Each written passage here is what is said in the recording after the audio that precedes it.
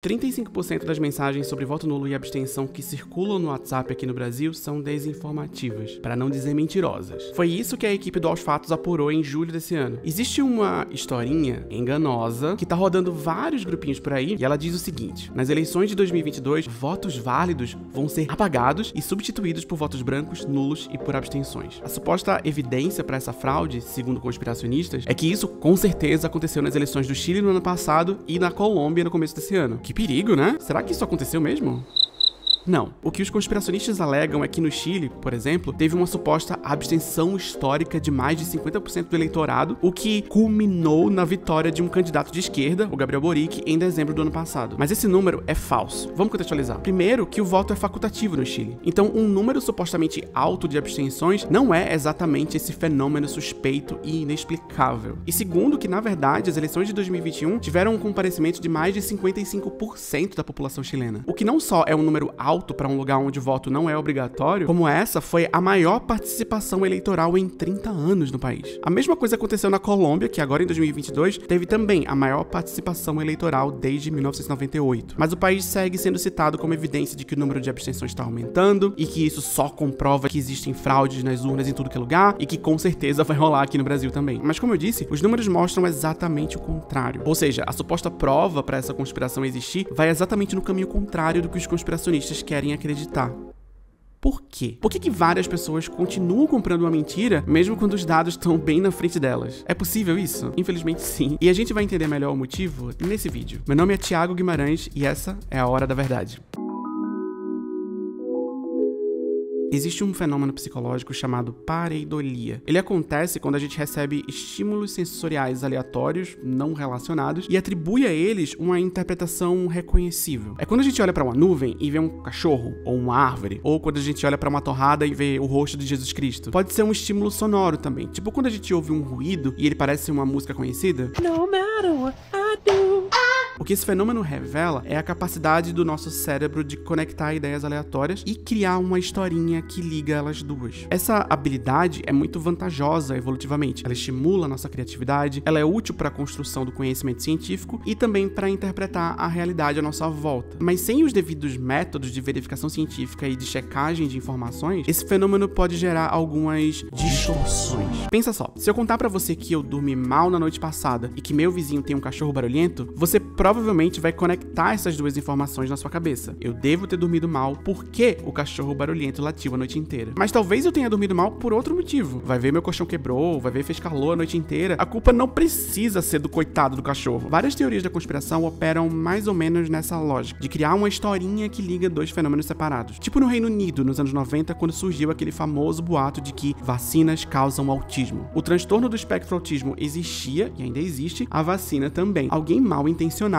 criou uma historinha que liga uma coisa a outra. Mas não é só isso. Existem estudos que mostram que quando uma pessoa embarca numa teoria da conspiração, tipo a teoria da Terra plana, por exemplo, ela tá embarcando também numa mentalidade específica, num sistema de crenças. Porque se você acredita que a Terra é plana, mesmo diante de todas as evidências que refutam essa ideia, isso significa que você tá duvidando de livros de história, dos jornais, do governo, da ciência, da televisão, do Christopher Nolan e até do Maurício de Souza. Aqui, por exemplo, a gente vê uma cena com um personagem astronauta, um agente do globalismo. E se você duvida de tudo ao seu redor, se você acha que todo mundo tá mentindo, então todo mundo tá mentindo. Não só sobre o formato da Terra, mas sobre qualquer outro assunto. É por isso que é muito comum que uma teoria da conspiração acabe impulsionando outras ainda mais malucas. Mas como exatamente isso acontece? Bom, existe um manual das teorias da conspiração, publicado pela primeira vez em 2020, e ele foi escrito pelo Steven Lewandowski e pelo John Cook. E nesse guia, os autores definem 7 sinais do pensamento conspiratório. O primeiro deles é a contradição. Um conspiracionista pode tranquilamente acreditar em ideias que se contradizem. Num dado contexto, a NASA pode ser uma grande mentirosa, pode estar enganando todo mundo, mas no momento seguinte, um dado também da NASA pode ser distorcido e usado como prova irrefutável de uma outra mentira, de um outro boato. O pensamento conspiratório é muito maleável. O segundo sinal é a suspeita absoluta. Todas as narrativas oficiais são duvidosas. Ninguém é confiável. A NASA, o jornal, os institutos de pesquisa, o Tribunal Superior Eleitoral, qualquer coisa, qualquer pessoa está envolvida nesse grande esquema. O que nos leva ao terceiro item, a intenção nefasta. Todos os supostos supostos agentes da conspiração estão mal intencionados. Isso é um item separado, diferente da suspeita absoluta, porque nesse caso não tem espaço para equívoco nem casualidade. Não existe o elemento humano e falível na hora de divulgar uma informação. Um jornalista não pode simplesmente ter se equivocado na hora de apurar um dado. Um órgão do governo não pode ter apenas falhado na execução de uma política pública. Existe sempre uma intencionalidade e existe sempre um elemento de malícia, de perversidade. O quarto sinal é o algo deve estar errado. É a ideia de que as narrativas oficiais são baseadas em fraudes. Por exemplo, o resultado das eleições no Chile e na Colômbia. Alguém mal intencionado estaria convertendo votos válidos em votos nulos e é por isso que, de acordo com conspiracionistas, não se deve confiar no processo eleitoral como um todo. O quinto sinal é a vítima perseguida. O conspirador se vê simultaneamente como a vítima de uma grande perseguição e como um herói grandioso que enxerga além dos véus da mentira dos poderosos. Uau! O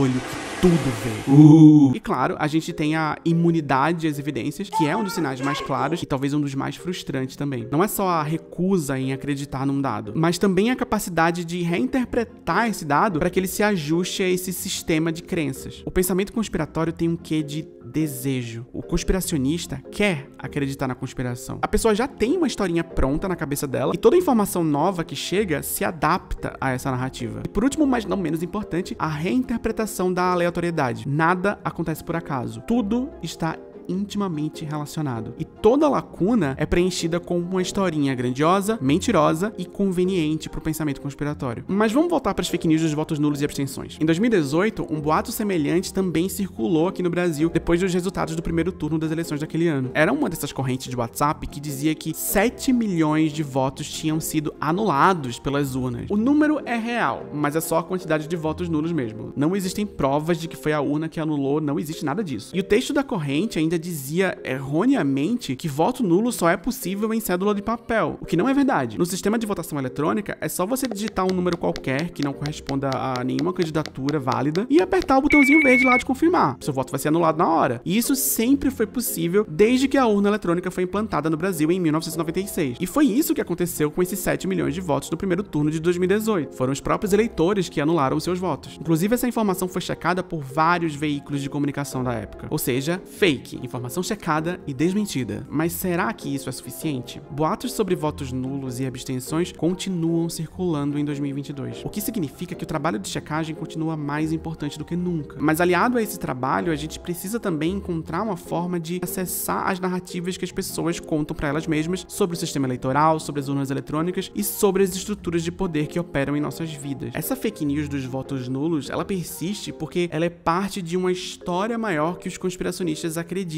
e que inclui outros boatos que também perduram na mesma proporção. É quase uma mitologia, onde uma mentira corrobora a outra, que corrobora a outra e por aí vai. E quando você junta isso com a mecânica das redes sociais, que criam essas câmaras de eco, onde uma mentira reverbera mais para quem já acredita nela, fica muito difícil desmentir um boato apenas mostrando dados. Até porque a gente viu aqui que um conspiracionista tende a interpretar um dado de uma forma muito maleável. É por isso que é tão frustrante. Mas nem tudo tá perdido. Uma característica interessante de um típico conspiracionista é que essa pessoa se vê como alguém que tem um pensamento crítico. E é possível direcionar esse traço de personalidade a favor de alguma coisa mais próxima da verdade, ou pelo menos da checagem. Mas tem que ter um jeitinho. Não adianta muito fazer chacota, nem tratar essas pessoas com condescendência. Desconstruir um pensamento conspiratório exige paciência e um certo nível de empatia. Você tem que encontrar um meio termo e tentar operar ali naquela margem. E isso não é um trabalho para qualquer um. Essa pessoa paciente e empática não precisa ser exatamente você. Aliás, estudos mostram que um mensageiro confiável faz toda a diferença na hora de desmentir uma teoria da conspiração. E isso funciona com todo mundo, não só com conspiracionista. Você mesmo que tá aqui me assistindo, provavelmente tá muito mais propício a acreditar num amigo seu, numa pessoa próxima, do que num estranho aqui no YouTube.